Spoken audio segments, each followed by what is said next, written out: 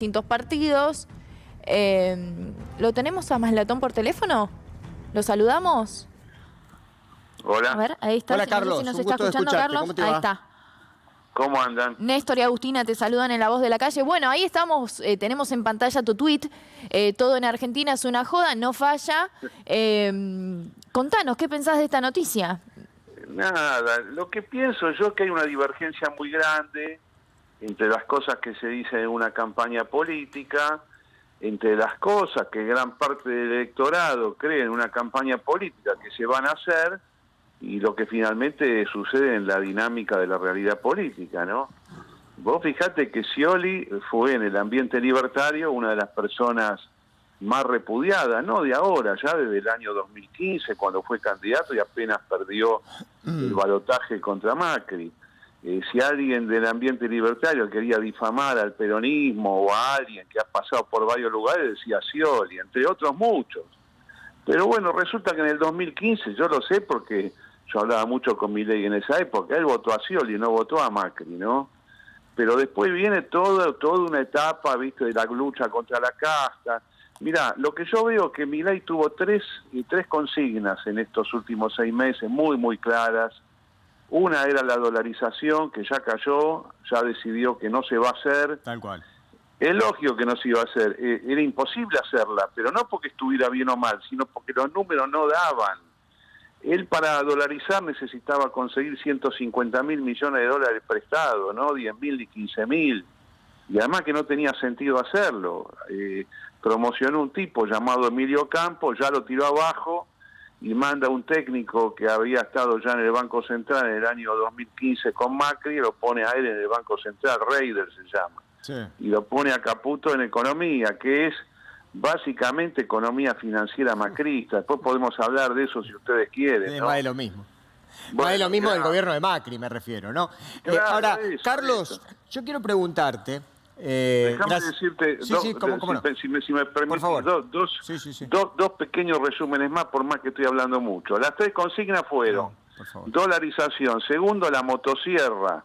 Claro. Acabo de ver también en materia de motosierra, que era básicamente recorte del gasto público, el CONICET ahora dice que no lo va a cerrar.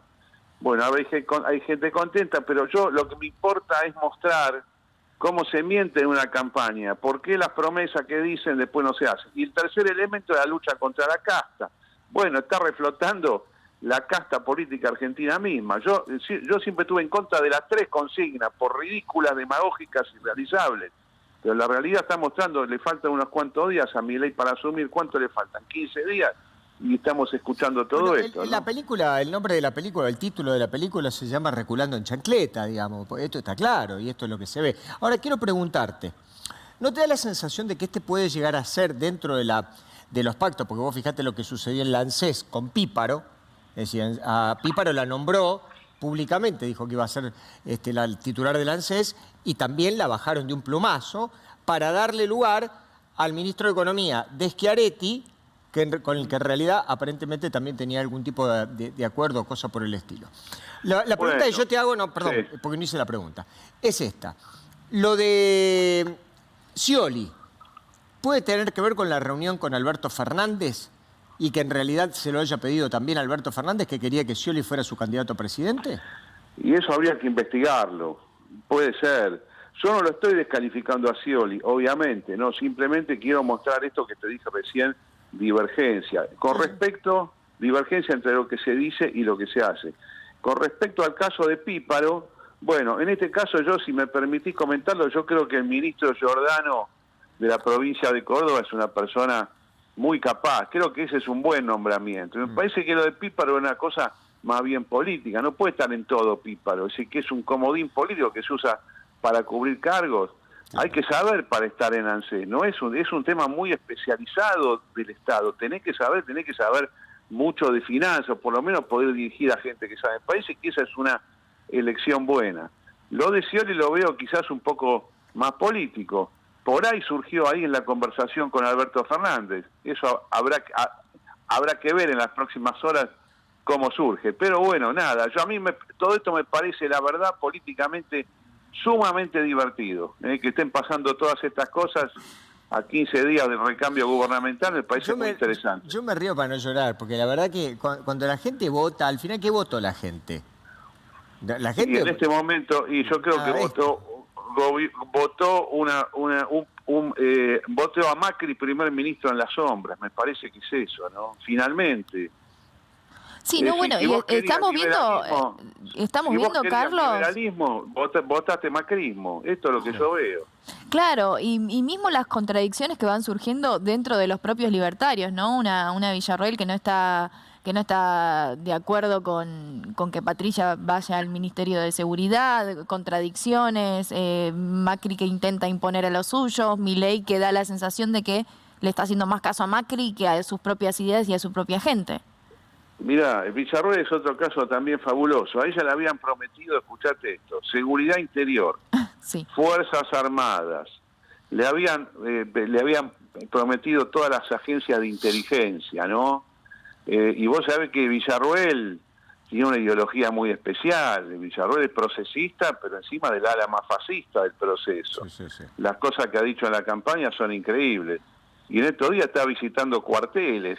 Vos sabés que eso de ir visitando cuarteles se hacía en los años 60 y 70, cuando había connivencia entre el poder civil, entre comillas, y el poder militar. ¿Qué es lo que está armando? Me parece que se han asustado. Milei y su hermana al final se han asustado de Villarroel, claro. y le han quitado todo eso. Dice, a ver si esta chica, no sé, en algún momento de vida política planea algún golpe de Estado. Por claro. más que hoy sea difícil de imaginar eso, ¿no? Pero en la mente de una persona procesista como Villarroel, le aclaro para los más jóvenes, procesista quiere decir dictadura militar, proceso de reorganización nacional. Es un término que hace muchas décadas que no se usa, pero periodísticamente era así.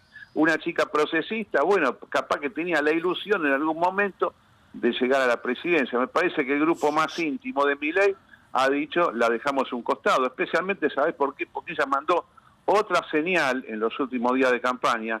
En lugar de usar el logo de la Libertad Avanza, ahora tiene un logo propio, que es una B media incompleta, sí. Y puede ser de Villarroel o de Victoria. Sí. Bueno, ambas cosas al mismo tiempo, se llama Victoria Villarroel.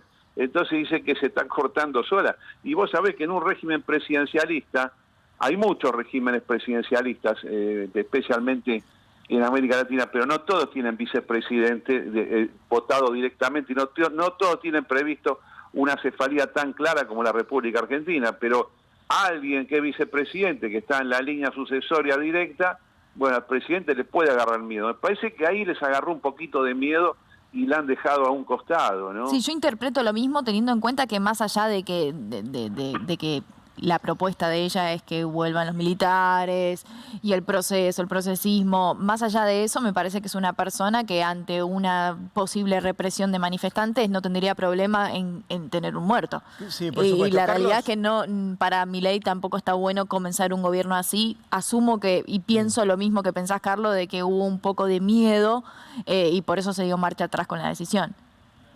Claro, bueno, así que está bárbaro, pero yo te digo... Escúchame, Carlos, para un segundo, porque te queremos aprovechar un ratito más, y me parece que lo que está contando Agustín y tus reflexiones, me parece que vienen muy bien. Aparte ahí tenés un cortocircuito interesante entre antes que asuma, entre Bullrich y Villarroel, ¿no? Digo, ya hay una disputa ahí en cierre. Pero hay una nota que hizo Lautaro Maislin, que le hizo a Daniel Scioli, se la hizo en la radio. Y yo te invito a escucharla, a ver qué es lo que dijo Scioli. El otro día Cato Podis dijo hay que traer a 1 de cada 3 votantes de Milei. ¿Cómo se hace eso? Interpretándolos, entendiéndolos y buscar representarlos. Muchísimas gracias. A la juventud. El otro día Cato Podis dijo hay que traer a 1 de cada 3 votantes de Milei. ¿Cómo se hace eso? Interpretándolo. Dijo, interpretando el votante de Milei. Hay que atraerlos interpretando al votante de Milei. O sea que Scioli ve una raíz o una razón en el voto a Javier Milei. Y acá también hay algunas cuestiones, yo las traía recién muy a colación, porque hay como un espejo retrovisor permanente que tiene este gobierno que aún no asumió con la década del 90. Tiene como un complejo de Edipo con la década del 90, que lo mira permanentemente, insisto, como por un espejo retrovisor. Y ahí estaba Scioli también, y allí estuvo Alberto Fernández también en la década del 90, en los gobiernos o en el gobierno de Carlos Menem. Digo, ¿cómo te provoca esto? ¿Qué te dice esto, Carlos? Mira, yo sé que esas comparaciones se hacen muy a menudo por cierta prensa, más bien de izquierda, especialmente cuando ve los mismos personajes, que se repiten con 30 años de diferencia. Pero yo, la verdad que le presto atención a veces más a los contenidos. Y lo que pinta la política económica ahora de Milei, habiendo archivado todo lo que dijo en la campaña y todo lo que vendió a la calle libertaria, pinta macrismo. Yo la verdad que no considero que macrismo fue política del 90. Yo sé que hay mucha gente que le parece parecido, que hace algo similar y de efectos similares, pero la verdad que es una cosa distinta. El macrismo, básicamente en términos económicos, y no es que esté escrito así como en un documento, una proclama, es lo que en la práctica sucede. Es una política que tiende a mantener más o menos todo lo que está endeudando al país, sobrevalorizando la moneda local, haciendo que el país sea muy caro en dólares, reventando a la industria local, amenazando siempre con que van a abrir importaciones, amenazando con que van a cerrar organismos, al final no hacen nada, endeudan al país en términos de moneda local y en términos de monedas extranjeras, y cuando no pueden más, porque no pueden renovar esa deuda, inventan, por ejemplo, un salvataje como el del Fondo Monetario Internacional del año 2018, y cuando no pueden más abandonan los cargos alegando cansancio moral. De hecho, este Caputo, que ahora va a ser aparentemente el ministro de Economía, acordate lo que hizo, ¿no? Nos metió en una deuda impagable y cuando la tuvo que renovar y no la pudo renovar, alegó peleas con todo el mundo y se fue deprimido a su casa. Inclusive le armaron una especie de scratch en un restaurante donde una persona macrista lo insultó y el tipo dijo, no, esto es mucho porque está en juego mi familia. Y ahora vuelven como si nada, ¿no? Esta gente es muy culpable del actual estado de la política argentina. Sí. Esto que no se pudo arreglar durante los últimos años viene ya del gobierno de Macri. Pero para mí no tiene nada que ver con el menemismo eso. Tendrá que ver en algunos aspectos culturales o por las personas que vos ves. Pero la verdad de contenido es otra política. Sí, claro. Para mí, ¿no? Pues como que se renovó, digamos, se renovó para mal. El macrismo es como una renovación del menemismo para mal. Digo, para tratar de simplificar. Vos sabés que yo, mire, perdónenme que me vaya muy atrás en la historia, pero para mí el macrismo en política económica fue un calco directo de una etapa del gobierno militar, de la dictadura, que claro. Te la voy a decir cuándo fue, del 79 al 81. Es la etapa de la plata dulce, que, digamos, Martínez de O básicamente es... Martínez de O. Claro que es eso. Entonces, sí. Repetir, es más, yo me junté con Macri hace 3 años porque él me pidió hablar, quería saber por qué yo había sido tan crítico de su gobierno, y yo le dije, presidente Macri, ya no era más presidente, pero viste que uno le dice presidente Macri, yo no entiendo cómo usted y yo, que tenemos la misma edad, vivimos los mismos procesos políticos y económicos, usted por supuesto de la empresa, yo como un estudiante de Derecho en ese momento, ¿cómo se le ocurre repetir la política de Martínez de Oz con 40 años de diferencia en el siglo XXI, sabiendo que eso iba a conducir inevitablemente al fracaso, que es como terminó el gobierno de Macri, ¿no? Ahora, el problema, ¿sabés qué? Yo tampoco quiero prejuzgar, porque todavía no asumió ni Milei ni Caputo, y en realidad uno tiene que juzgar sobre medidas en concreto, no sobre declaraciones, pero el problema es que las declaraciones de Caputo están siendo muy contundentes en el sentido de que quiere hacer algo similar a lo que hizo en los años 2016, 17 y 18. Eso para el país es malo. Ojo, en un país que no va para abajo. Mire, yo me he cansado en los últimos años de decir que Argentina para arriba es bullying. Para arriba. Y de hecho la economía no está destruida como hace unos años. Pero bueno... pero vos fíjate, por ejemplo, a ver, una de las cosas que están diciendo los periodistas, viste que hay siempre periodistas chupamedia antes que asuman los gobiernos, ¿viste? Esto es normal. Y ya lo que están diciendo los primeros chupamedias que se anotan en la primera fila, están diciendo, bueno, lo que Caputo tiene que hacer es desactivar la bomba de las LELIC. La gente no entiende nada de lo que le están diciendo. Están diciendo que hay una bomba, le están diciendo de que, claro, es una bomba. Hablame en castellano. Hablame en castellano, la bomba de las LELIC. Pero, mira, si querés hacemos un pequeño esfuerzo de explicar qué es esto, en términos normales. Hace varios años, ya en el 2014, especialmente durante el gobierno de Macri, siguió este gobierno lamentablemente, se considera que una forma de evitar la inflación y de evitar que suba el dólar contra el peso es que el Banco Central tome dinero, en lugar de prestar dinero, que tome dinero y que pague intereses. Eso que empezás con unos poquitos millones de pesos, con los años se hizo, te digo en números, 24 billones de pesos.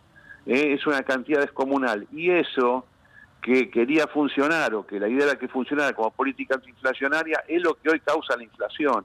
Esto por supuesto que hay que disolverlo. Hace mucho tiempo se debió haber disuelto.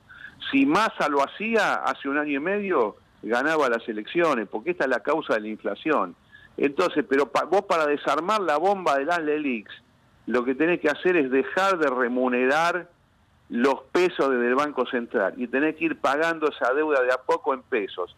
No tenés que ir al exterior como quiere hacer ahora Caputo para endeudar al país, para reemplazar los pesos con dólares. ¿Se volvió loco? No se volvió loco, perdón, es un negocio para ellos. Ya pidieron más para plata. Un sector. Sí, ya le pidieron más plata al Lo fondo. peor de todo, están Todavía hablando no de asumieron. vender YPF, están hablando de vender activos del país, que no se les ocurra venderlos ahora porque no valen nada en términos de mercado y van a valer mucho.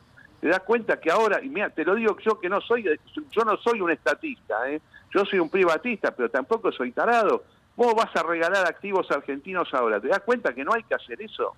Carlos. Dejá que el país se recomponga y después en el futuro vemos si eso conviene o no hacerlo, porque para hacerlo como se hizo hace unos años, mejor no hacerlo. Pero no va, el tema de Caputo, lo que quiere hacer con la LELIQs, no va. Yo espero que la dirigencia política que se mantenga en la oposición desenmascare esto cuanto antes. No se puede permitir ese enjuague financiero corrupto que tiene en mente Caputo.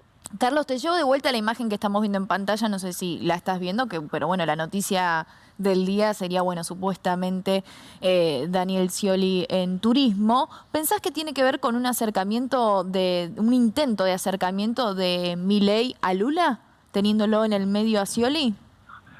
Bueno, por ahí le vendió algo así, puede ser.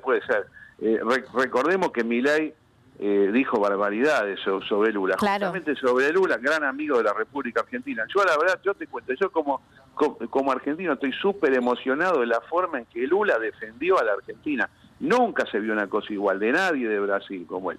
Así que yo como argentino estoy agradecido con Lula. Por supuesto que tiene que arreglar rápidamente esa relación. Quizás puede ser un nexo. Claro, pero me sorprende. En ese caso quizás lo podría haber ratificado como embajador en Brasil, ¿no?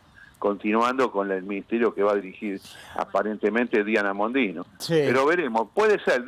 Digamos, Scioli es una persona valiosa políticamente, humanamente, ha sido injustamente descalificado, pero bueno, creo que me parece que tiene buenas intenciones en este aspecto. Y si la idea es arreglar el tema con Brasil, bueno, la verdad que puede servir.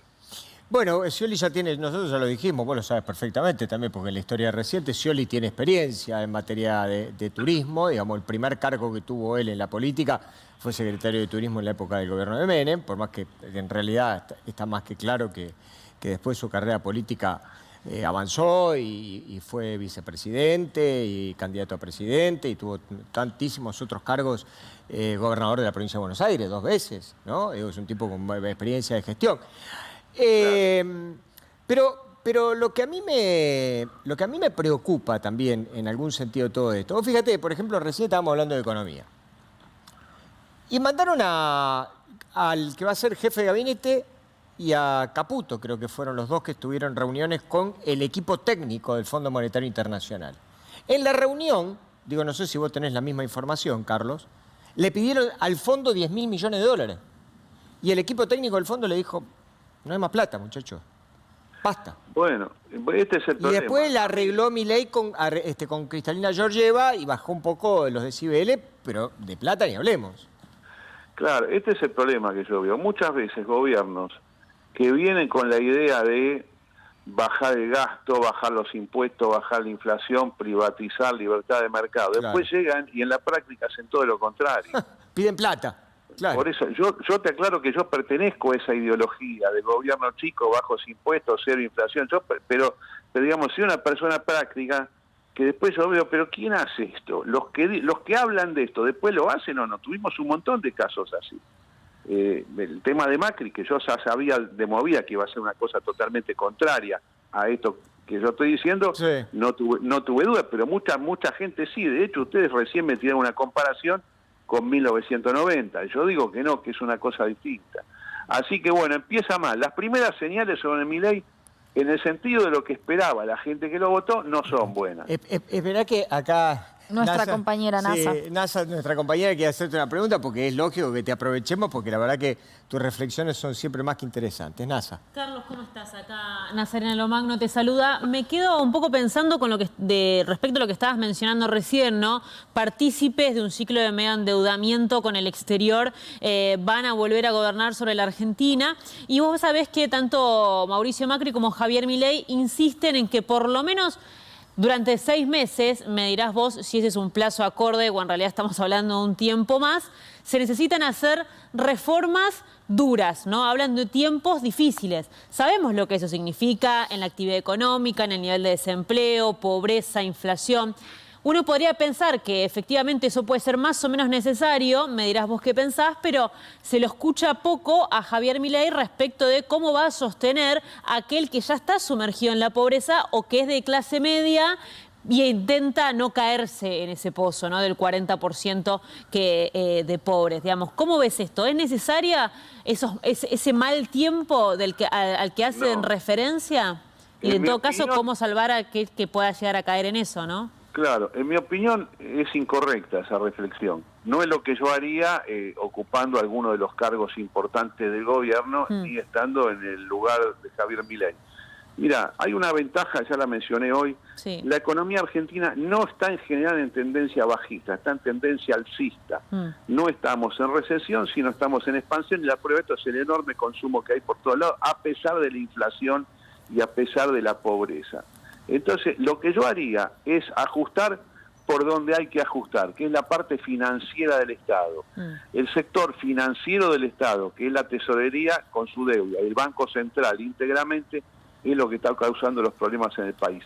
No es una situación donde vos tengas necesariamente que hacer un recorte extremo del gasto público. Podés tocar algunas cosas superficiales, pero esas cosas que tira Milei, cero obra pública, que va a quitar subsidios, yo lo quiero ver eso. Claro. Lo quiero ver, pero además yo tampoco pondría el foco en eso. Y si vos me preguntás a mí, subsidios a las personas en situación de necesidad, no solamente que no se pueden recortar, sino que se tienen que incrementar en este contexto. Perdóname, una ideología Carlos, totalmente contraria. pero acá Carlos Rodríguez, que es uno de los cerebros de Milei, dijo esta semana, esto es una guerra, hay que sufrir. Y no cabe duda. Y van a tener que sufrir y no hay más remedios, refiriéndose a la gente de menores recursos. Digo, a ver, trato de no hacerle una ensalada a la gente, pero hay que tratar de entender de que Carlos Rodríguez es un hombre 100% de derecha, el rector de la Universidad del SEMA, además, que fue junto con el presidente del Banco Central en la época de Menem, eran de las usinas que utilizaba habitualmente Menem de la época del SEMA, o sea, de la Universidad del SEMA, dice esto. Entonces, digamos, ¿cuál es el Milei que hay que creerle? ¿El que viene reculando con todas las cosas que viene diciendo o el Milei que en realidad acaba de decir Carlos Rodríguez que va a hacer sufrir a los pobres? Bueno, Carlos Rodríguez se fue ya, sabemos eso, ¿no? Fue... no sé si destituido o él no soportó más por todas las diferencias que tenía, claro. Por ejemplo, con toda esta cosa macrista que está entrando. Para mí está equivocado Carlos Rodríguez, completamente equivocado. No hace falta hacer sufrir a nadie, porque te repito, Argentina está en un proceso hacia el alza, no hacia la baja. Eso en todo caso vos podés decir, bueno, nos ajustamos los cinturones en una gran recesión, pero entienden que no estamos en eso. Con lo cual me parece casi una amenaza y un regocijo que no tiene ningún sentido. Y yo le tengo que decir a la opinión pública en general, digamos, de haber continuado otro tipo de política, otro tipo de declaraciones, yo lo que estoy obligado a transmitir es un mensaje de esperanza, pero porque así lo veo. Yo espero que no arruinen todo esto. La reconstrucción de los últimos 2 años, a pesar de la inflación, fue importante en la economía argentina. Y me parece a mí que Milei o no lo ve o no quiere ver que el futuro argentino es positivo y no tan negativo. A lo mejor a él le conviene decir que esto es un desastre, ¿viste? Cuando amenaza con hiperinflación, todas cosas que no van a pasar en Argentina. En Argentina vos no vas a tener ni recesión ni hiperinflación. Una política equivocada ahora por parte de Milei, Caputo, Reidel, que lo ponen en el Banco Central, lo que te va a generar es un menor crecimiento y probablemente errores en muchas áreas. Pero el país no está para destruirse, ni siquiera con este próximo gobierno que no pinta tan bien. Con lo cual yo espero que se den cuenta que todas estas declaraciones, la dolarización murió, la motosierra como tal evidentemente está muriendo, la lucha contra la casta está muriendo. Entonces vamos a algo más razonable, porque el país no tiene por qué destruirse. Sí. Bueno, justamente para que sigamos avanzando y la gente no tenga que sufrir inútilmente, y básicamente que dejen de asustar a la gente. ¿Por qué tiene que estar mandando todas cosas siempre catastróficas? Carlos, de hecho también se generó muchísimo temor cuando se habló del tema de los aguinaldos en el sector público. La gente salió a decir, porque la realidad es que quien está esperando un aguinaldo es porque lo necesita, porque mucha gente depende de un regalo de Navidad para sus hijos con este aguinaldo, y cuando se le preguntó si tenemos 100, vamos a tener 100, ¿vas a poder pagar los aguinaldos? Dijo, si tenemos 100, no habló de que no se iban a pagar los aguinaldos, pero sí dijo que no se iba a emitir, bueno, y eso puso en riesgo, automáticamente se convirtió en trending topic en las redes sociales, y la gente con mucho temor. Estamos hablando de gente que está esperando el aguinaldo para armar la cena de Navidad, ¿no?